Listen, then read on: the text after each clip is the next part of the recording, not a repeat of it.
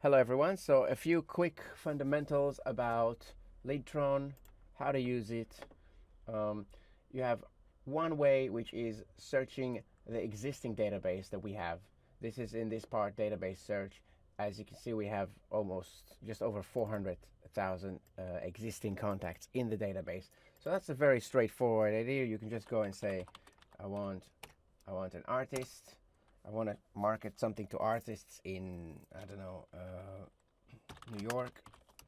So I put these two keywords and I'll cross it that it has to be, both of them are a must. So it's not the case of just one of them is enough, but both of them are a must. And then I'll just hit search.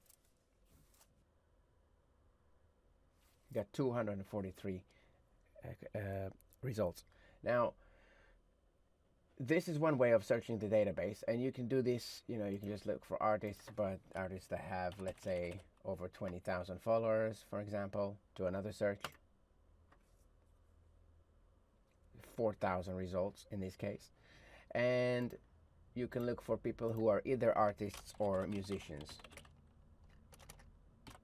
Musician.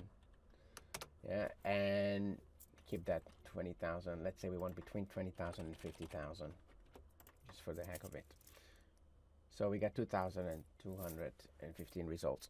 So this is one way of searching the database. Now, if you got what you wanted, but it's not enough, let's say that you have a campaign and you want to reach out more of these people, and you know that they're out there, then what you could do is you could scrape. Scraping is basically finding new results, which will then actually be added to our database. This is how our database grows. So it's kind of it's kind of a team, kind of like a teamwork. Every user that uses LeadTron, whatever they scrape into the system is being saved in the database. So you can go and scrape, and in the scrape there are two phases. One is getting all the accounts and the other one is getting their emails. Okay, it's two different phases. So the first one is just finding the accounts, and then let's say that I want artists and I want musicians as well. Sorry, not artists, because the method here is actually thinking about what would the person write in their bio, right? They will probably won't write artists, the right artist, unless we're looking for communities or magazines or stuff like that. And let's say that I want artist, anyone that has artist or musician and bothered to write London, New York, or Madrid. Okay, so I'll click find, and here it's basically I can stop this whenever I want to, whenever I feel like I got enough results, or once it's finished its search, it will stop as well. So at the moment I'm letting it run and it's starting to accumulate results. Sometimes it might seem a little bit sporadic because it's not always, so for example, if a person has London and Madrid in their bio, then they might fall under the same. We don't want to have them twice, so at the same time it's doing it, it's removing the duplicates.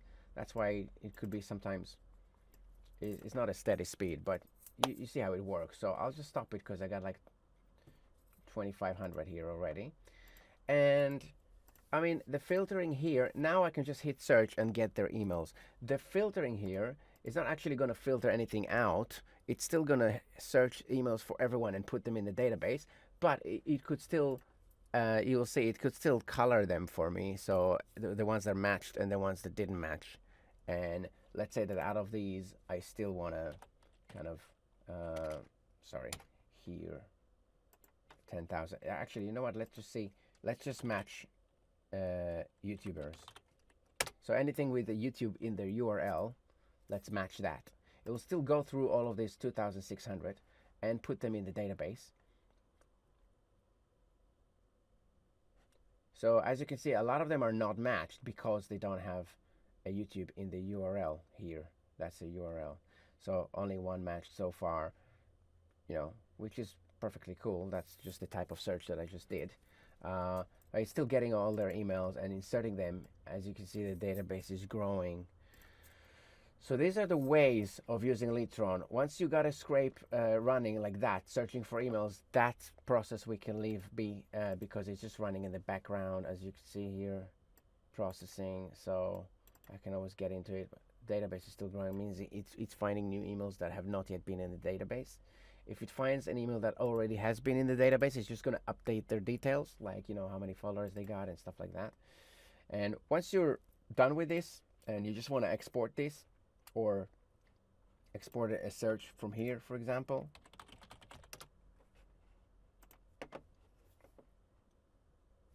then this is going to be up to your credits.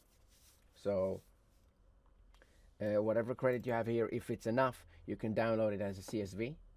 If it's not enough, let's say that I only had a thousand credit here, and I want these 2,700. I better buy some credits before I do this. Otherwise, what it will do, it will just give me a partial download. It will just give me the first 1,000 emails in this search, and it's kind of a waste, because if I then top up and buy more credits, I'll still have to download these 2,700 again.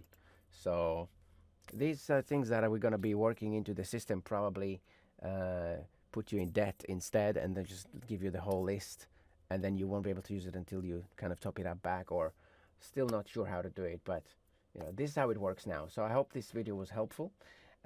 Tried to keep it just over 5 minutes. So any questions, just reply to this email, and hope to see you. Hope to hear about your results with the system, and any feedback, just give us a shout.